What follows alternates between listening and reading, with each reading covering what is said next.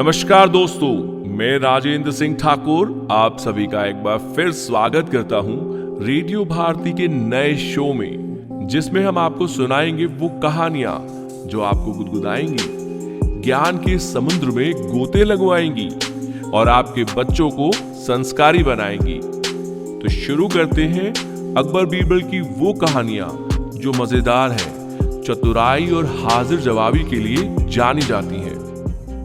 कहानी का शीर्षक है सबसे बड़ी चीज। एक बार की बात है, बीरबल दरबार में मौजूद नहीं थे। इस बात का फायदा उठाकर कुछ मंत्रीगण बीरबल के खिलाफ महाराजा अकबर के कान भरने लगे। उनमें से कहने लगा, महाराज, आप केवल बीरबल को ही हर जिम्मेदारी देते हैं और हर काम में उन्हीं की सलाह लेते हैं। इसका मतलब यह है कि आप हमें अयोग्य समझते हैं, मगर ऐसा नहीं है। हम भी बीरबल जितने ही योग्य हैं। महाराज को बीरबल बहुत प्रिय थे। वह उनके खिलाफ कुछ नहीं सुनना चाहते थे, लेकिन उन्होंने मंत्रीगणों को निराश न करने के लिए एक समाधान निकाला। उन्होंने उनसे कहा, मैं तुम सभी से एक प्रश्न का जवाब चाहता हूं, मगर ध्यान रहे कि अगर तुम लोग इसका जवाब ना दे पाए तो मैं तुम सबको फांसी की सजा सुनाऊंगा।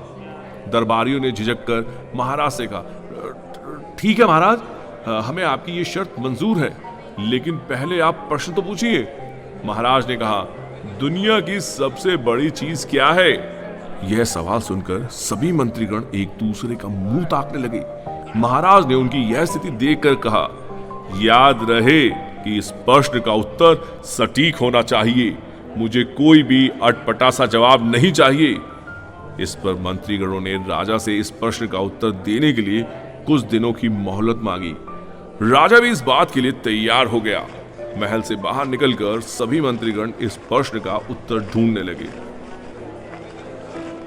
पहले ने कहा कि दुनिया की सबसे बड़ी चीज भगवान है, तो दूसरा कहने लगा, दुनिया की सबसे बड़ी चीज भूख है। तीसरे ने दोनों के जवाब को नकार दिया और कहा, भगवान कोई चीज नहीं है और भूख भी बर्दाश्त की जा सकती है। इसलिए राजा के प्रश्न का उत्तर इन दोनों में से कोई नहीं है। धीरे धीरे समय बीत गया और मोहलत के लिए गए दिन भी गुजर गए। फिर राजा द्वारा पूछे गए प्रश्न का जवाब ना मिलने पर सभी मंत्रीगणों को अपनी जान की फिक्र सताने लगी। कोई अन्य उपाय ना मिलने पर वो सभी बीरबल के पास पहुंचे और उन्हें अपनी पूरी कहानी सुनाई। बीरबल पहले से इस बात से परिचित थे। उन्होंने उनसे कहा, मैं तुम्हारी जान बचा सकता हूं, लेकिन तुम्हें वही करना होगा जैसा मैं कहूंगा। सभी बीरबल की बात पर राजी हो गए। अगले ही दिन बीरबल ने एक पालकी का इंतजाम करवाया। उन्होंने दो मंत्रीगणों को पालकी उठाने का काम दिया, तीसरे से अपना हुक्का पकड़वाया और चौथे से अपने जूते उठवाए। वह स्वयं पालकी में बैठ गए। फिर उन सभी को राजा के महल की ओर चलने का इशारा किया।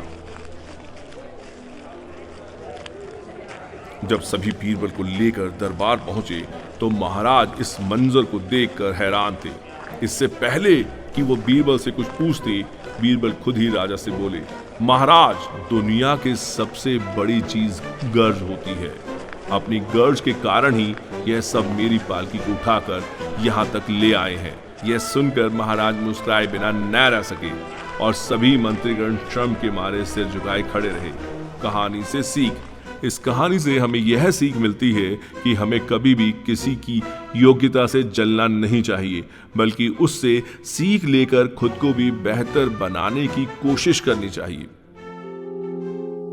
अगर आपको हमारी ये कहानी पसंद आई हो तो इसे लाइक, शेयर और सब्सक्राइब जरूर करें।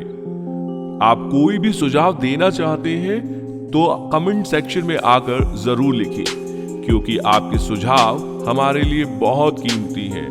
तो अगली बार फिर मुलाकात होगी एक नई कहानी के साथ। तब तक के लिए मैं आपसे विदा चाहूंगा इस वादे के साथ कि आप बने रहेंगे रेडियो भारती के साथ।